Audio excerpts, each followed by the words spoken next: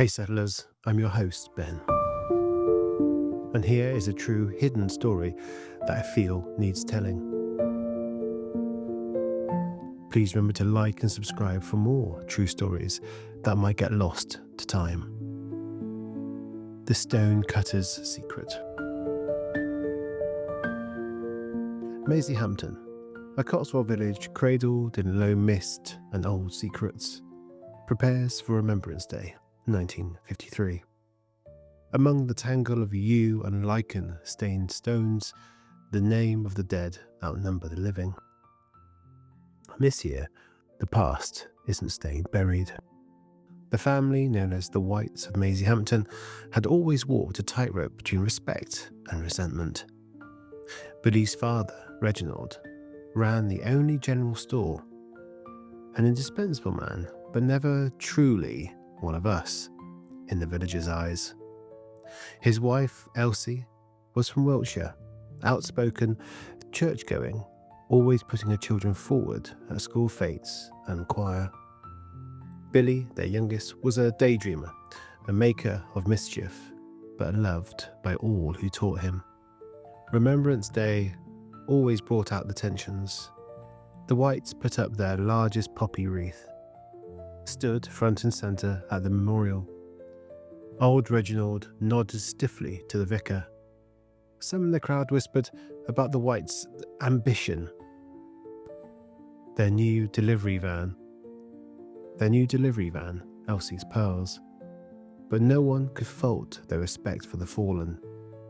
This year, Billy begged his mother to let him wear his big brother's RAF cap from the war. She refused. He sulked, then ran off towards the churchyard with his toy plane. As the ceremony wound to a close, rain began to spit. The people drifted towards tea and sandwiches at the hall.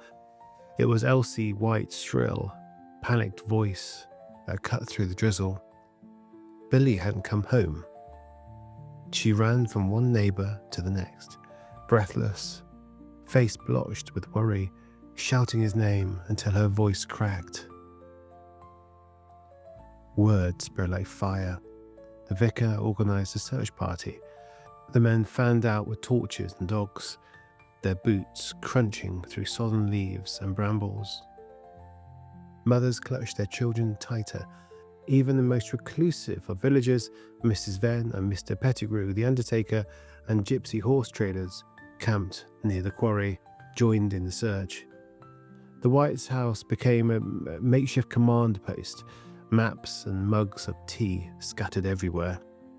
Reginald White gripped the kitchen table with white knuckles, refusing to leave, barking orders when breaking down in private.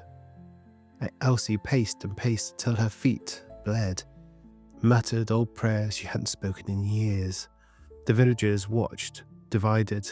Some pitied, others whispered about bad luck, about the Whites' family curse, ever since Reginald's brother never came home from the war.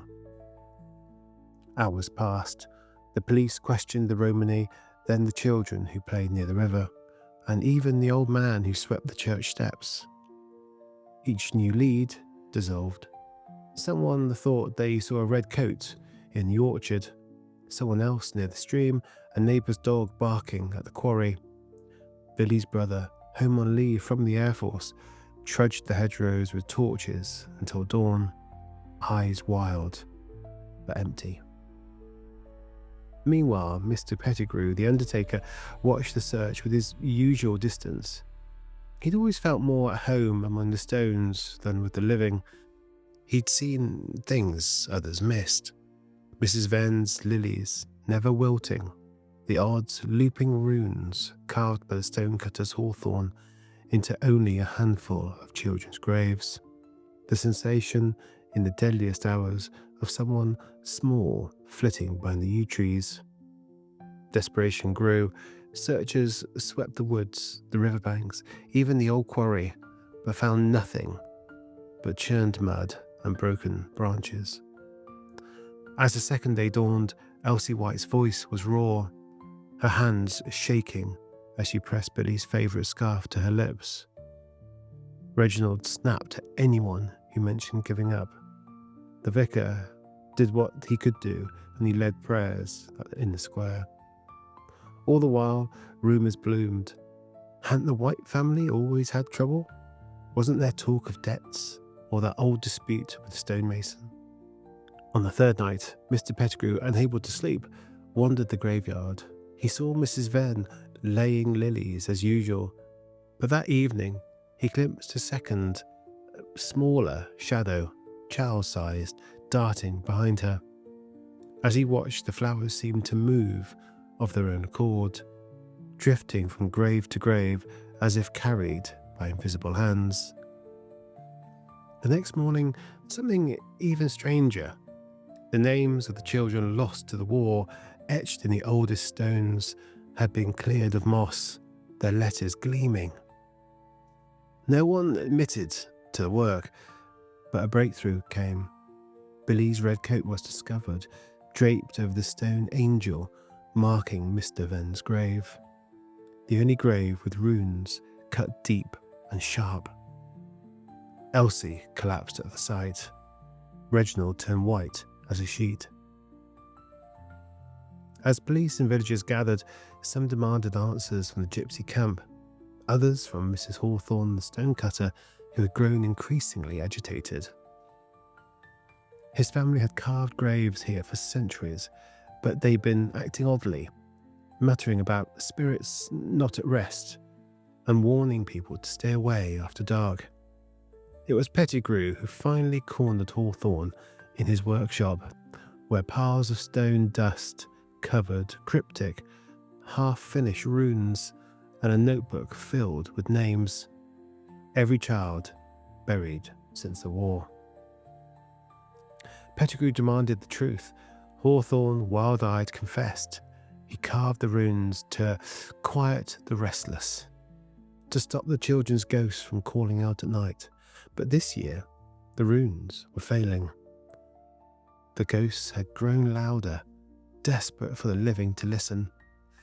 They wanted to be found, to be named, to break the cycle of secrets and shame.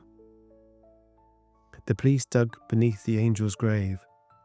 There, wrapped in an old cloth and dust, was the body of a child. Small, slight, wearing a battered cap. Elsie White wept as Reginald dropped to his knees. The cap was indeed Billy's. The cause? A single blow to the head. Horthorn sobbed. He'd hidden the body to protect the village from the curse he believed the White family carried, to keep the restless spirits satisfied and the living at peace. In the aftermath, Meysey Hampton changed. The village grieved together. Old grudges softened. The Whites embraced as one of their own at last. The runes were carefully scrubbed from every stone, lilies planted in memory of every lost child. And on Remembrance Day, Billy's name was etched in gold on the memorial at the heart of the square. Even now, old Mr. Pettigrew sometimes hears whispers among the stones, soft laughter, the sound of running feet, the flutter of a child's scarf in the breeze. He smiles, lights a candle, and knows the past finally rests easy. Though the stones still whisper their secrets, as the living remember and the dead forgive.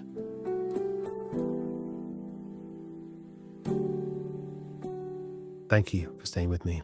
If you got this far, you most likely like lost stories. Thusly, I would recommend this story next. And please give us a follow and like